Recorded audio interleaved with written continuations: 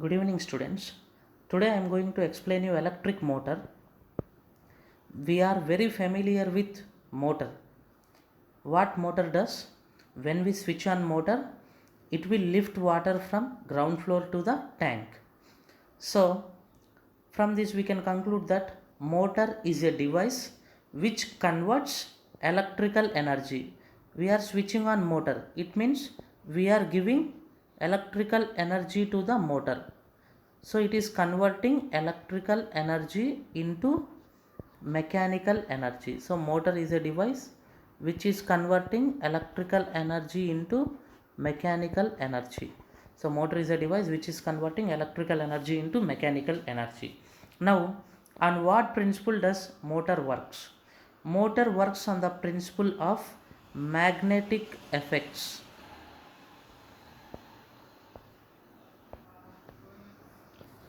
Electric motor works on the principle of magnetic effects of electric current. It means whenever we place a current carrying wire in magnetic field, then it will affect with some magnetic force.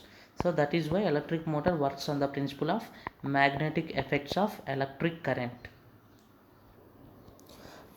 Now let us go into the detailed working of electric motor. How electric motor works? In any electric motor, there will be two permanent magnets. These two are permanent magnets. One magnet will be faced north pole and another magnet will be faced with south pole. So here in these two permanent magnets, there will be between these two permanent magnets, there will be strong magnetic field between these two magnets, and magnetic lines of force will be passing between these two magnets. So between these two strong magnetic field, between these two a strong magnetic field will be created and magnetic lines of force will be passing between these two magnets. And between this strong magnetic field, in this strong magnetic field, a rectangular wire will be placed.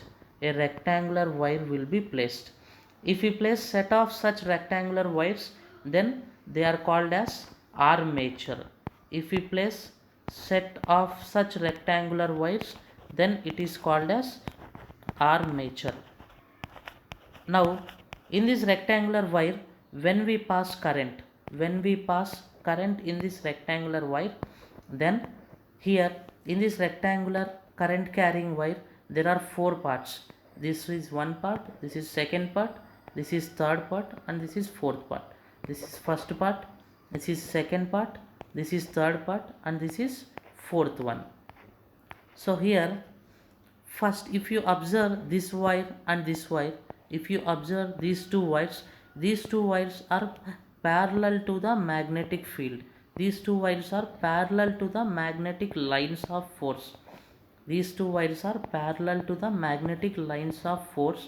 It means these two wires are parallel to the magnetic field, and when current carrying wire is placed parallel to the magnetic field, then force acting in it will be zero. When current carrying wire is placed parallel to the magnetic field, then force acting in these wires will be zero. Force in these two wires is zero. Now we have this wire and this wire. We have another two wires. Now these two wires are placed perpendicular to the magnetic field. These two wires are placed perpendicular to the magnetic field. Whenever a current carrying wire is placed perpendicular to the magnetic field, remember these two wires, this wire and this wire. Whenever a current carrying wire is placed perpendicular to the magnetic field, then force acting on it is F is equal to BIL. F is equal to BIL is the magnetic force acting on a wire placed perpendicular to the magnetic field. So here on this wire and on this wire, same amount of force will act. F is equal to BIL. F is equal to BIL. But according to Fleming's right hand rule, force acting on this wire will be downwards and force acting on this wire will be upwards. So according to Fleming's right hand rule, force acting on this wire is downwards and force acting on this wire is upwards, but the force value is same. F is equal to BIL. These two equal and opposite forces will form a torque. These two equal and opposite forces will form torque, and they will rotate this current carrying wire. Hence, whenever we pass current, this current carrying wire will be rotated. It means here electrical energy, we are supplying current, it means we are supplying electrical energy. This electrical energy will be converted into rotational energy. So electrical energy is converted into rotational energy, and rotational energy is nothing but a form of mechanical energy. Here we have, so here we have some important points, that is here we have one more important point, that is why we are going to use these rings here. These rings are called split rings. Why we are going to use these two split rings here? Let us see why we are going to use those two split rings. So here these are called split rings. This is very important point in this electric motor. These two are split rings. These are split rings. Why we are going to use these split rings? So split rings, they are also called as, it is also called as commutator. Split rings also called as commutator. Split rings also called as commutator. Commutator. So split rings are used to reverse the direction of the current for every half revolution.